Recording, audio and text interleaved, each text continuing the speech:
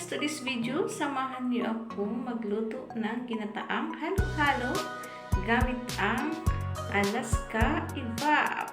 So tara guys, samahan niyo ako.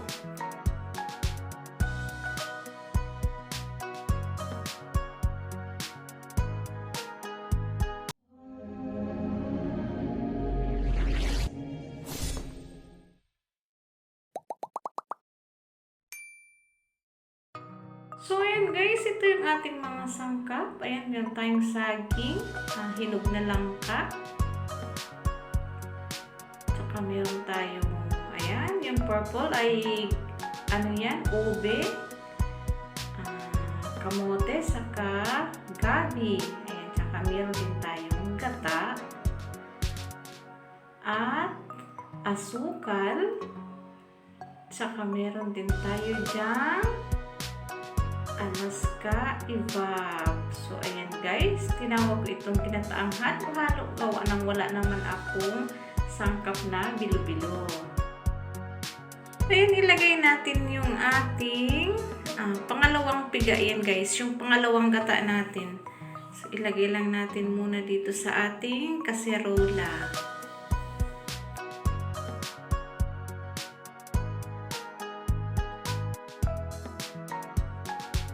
And then, ilagay na natin yung ating asukal.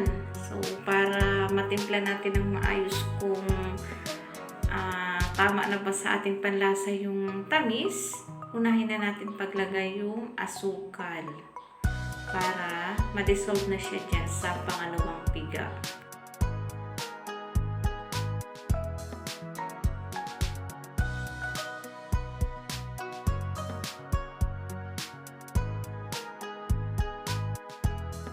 Ayan, at ilagay na natin yung ating mga sangkap. So, unahin na natin yung ube. Ayan, kamote. Saka gabi. So, ayan muna guys, yung mga medyo matagal maluto na sangkap. Yan muna yung ating unang ilagay. At takpan muna natin hanggang sa maluto yung mga sangkap. Luto na yung unang sangkap na nilagay natin. Pwede natin isunod yung ating saging. So, ayan na guys. Ilagay na natin yung ating saging at yung ating hinog na langka.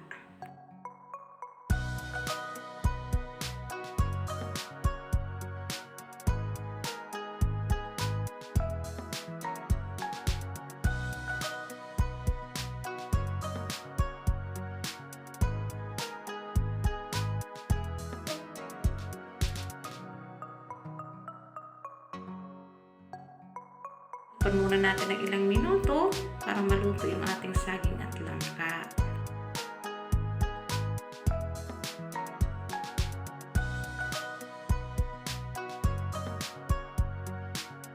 At mag-add na rin tayo dito ng ating unang piga.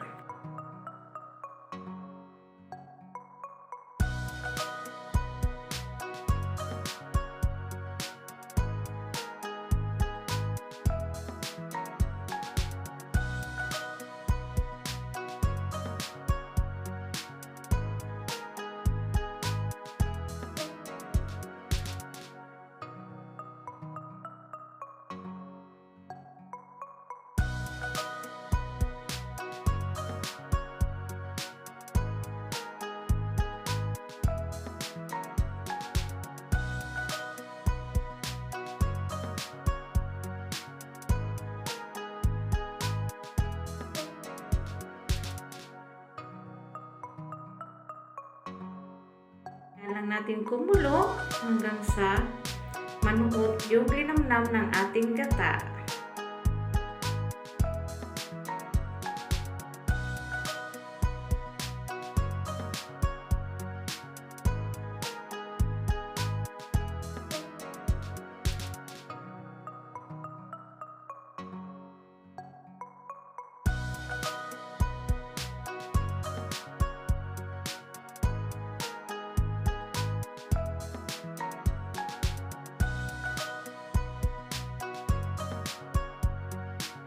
nga guys, para mas lalong sumarap at luminamnam ang ating ginataan, maglagay na tayo ng Alaska Evap.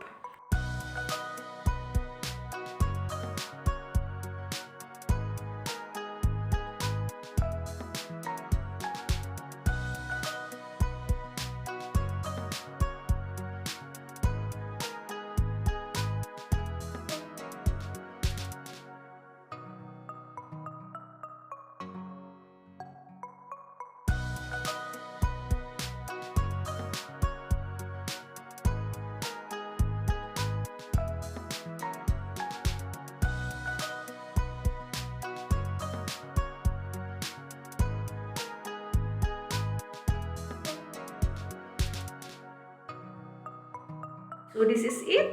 Ready to eat na ang ating ginataang halo-halo. So ito na nga guys, luto na yung ating malinamnam at masarap na ginataang halo-halo. So ayan, thank you Lord Jesus for all provisions. Maraming salamat sa inyong suporta guys. Hanggang sa muli. Thanks for watching.